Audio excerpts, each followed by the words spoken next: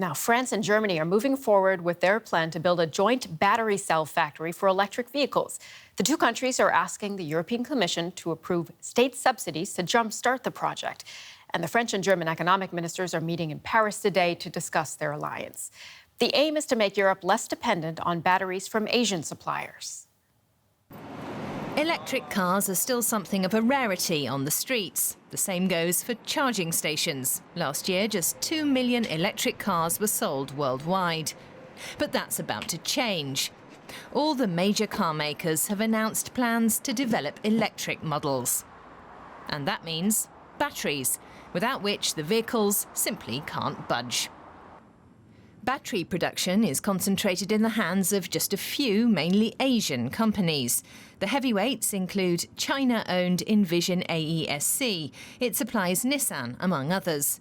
South Korea's LG Chem builds batteries for Audi, Hyundai and Ford. China's BYD and CATL supply homegrown producers. And market leader Panasonic from Japan builds batteries for Tesla's vehicles.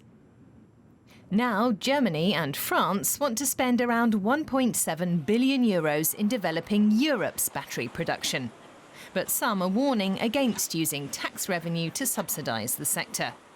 The German Centre for Automotive Research says European batteries wouldn't be competitive due to the high cost of electricity needed to make them. And because robots do most of the production work, job creation would be low. As such, critics say the subsidies would provide little benefit.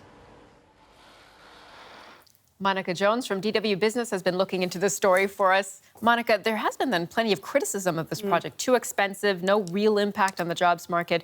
So why are they pushing ahead with this? Well, it is basically political, economic independence from Asian suppliers. I mean, that's the bottom line. This press conference that you mentioned right at the start is still ongoing in Paris with the German economy minister Peter Altmaier and his French counterpart Bruno Le Maire. And Le Maire just said that this project is of strategic importance for Europe. Why is that so? Well, currently, all the European car makers are sourcing their batteries for their electric cars from Asia. Now, of course, everybody thinks and expects that the number of electric cars models and the production levels will increase in the next few years. That means we will need more batteries rapidly. There are already battery assembly factories in Germany. Some of the car makers are doing that, but we don't do the battery cells.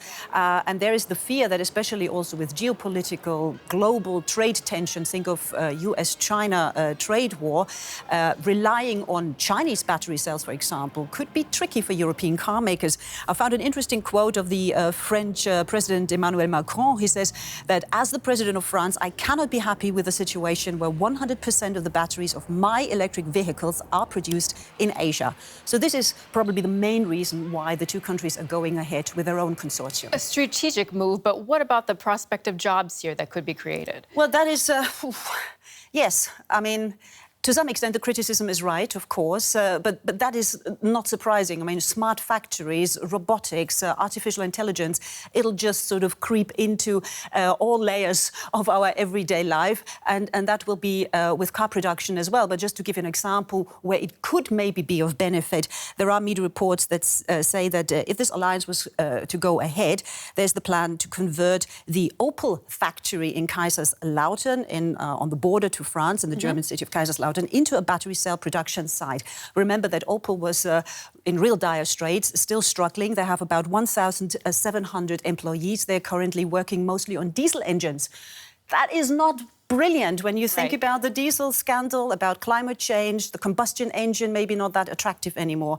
So maybe not all 1,700 will be working on battery cells, but for some it probably is a light, at the end of the tunnel. So when could this joint project get down to business? Well, everything takes time in Europe, as you know, and